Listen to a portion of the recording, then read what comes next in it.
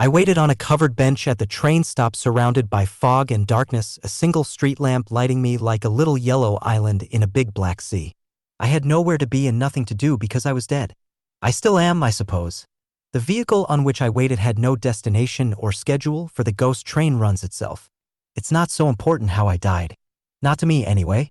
After spending so much of my life obsessed with death, it was a relief to meet it finally. You'll see soon. Now, all I had to do was wait for the ghost train to pick me up and take me on my interminable ride through oblivion. Nobody missed me, that's for sure. I never married. My folks, who were mean and bitter, were long gone, and the only creature that ever loved me, my dog Alfie, departed when I was a kid. When I was young, I ran away a lot. The streets were cold and lonely, but I liked being at home even less. Sometimes I would scrounge in dumpsters behind the burger place for food.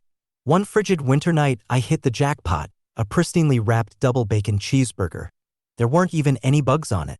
I felt a nip on my ankles as I was about to bite down. A small Jack Russell Terrier was looking up at me. The dog was a little mangy and I could see its ribs sticking through its skin. One eye was green and the other was blue, with a big brown spot on its face among an otherwise white coat. It was pitiful as it licked its lips, transfixed on my burger. My stomach growled. I thought about shooing the dog away, but I saw myself reflected in his kind eyes and couldn't do it. I sat under the small box fort I had made, split the burger in half, and offered it to the dog. He snatched it up, but rather than running off with it, he snuggled up to my side. We watched the snow pile on top of the surrounding roofs. I remember nobody was driving on the roads that day, and the snow muffled all other ambient noise.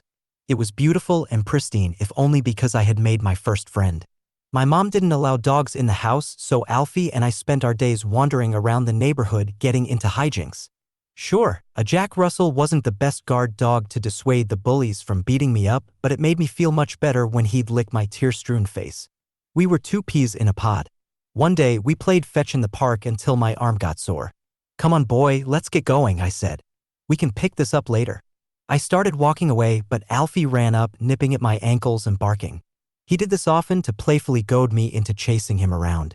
Usually it would work, but I was exhausted that day. I tried repeatedly telling him no, but he wouldn't cut it out.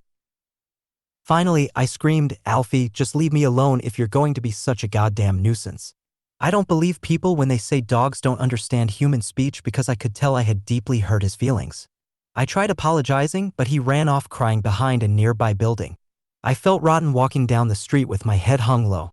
I didn't hear the dump truck careening over the frozen hill toward me as I crossed the road.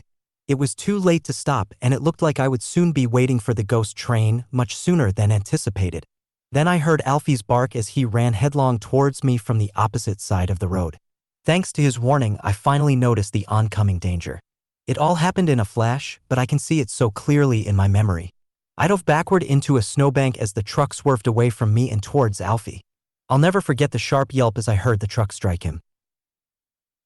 I rushed over and held him while his little body shook in my arms. I screamed at the men in the truck to get a vet as hot, salty tears streamed down my frozen red cheeks, knowing damn well it was too late to save him. When he finally stopped moving, I brought him to his favorite spot, a big oak tree at the edge of a vast field in the park. I buried him and gave a grim funeral, only me and his memory in attendance. I waited for Ghost Train for some time, hoping my ride would never come.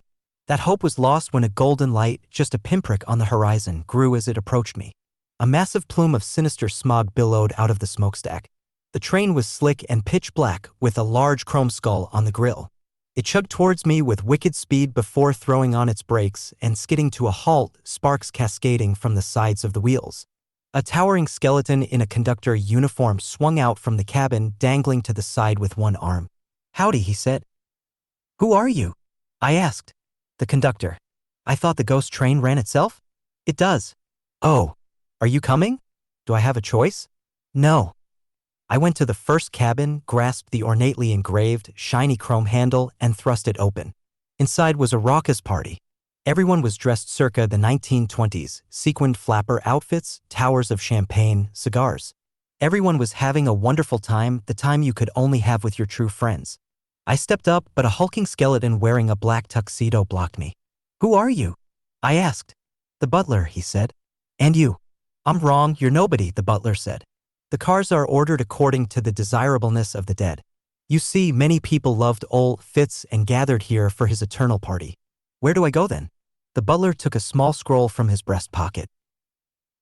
After unraveling the scroll for what seemed like forever, adjusting his glasses and fingering the text with his bony finger, he stopped at the bottom of the paper.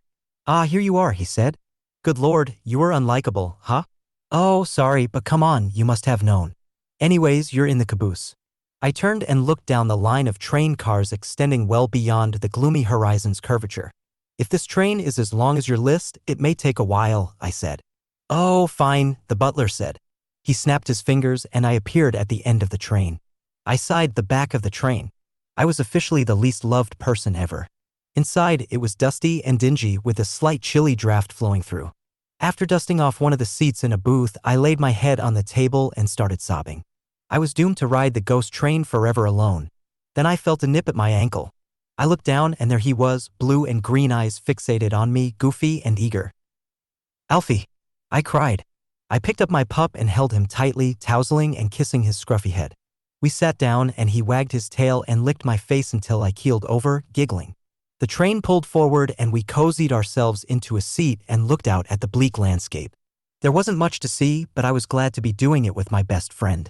Alfie would get excited about any little landmark, barking as I pointed at them. A mountain, a ravine, we even saw a great big oak tree at the edge of a vast field. The door to the cabin opened and the butler entered carrying a stainless steel tray with a lid.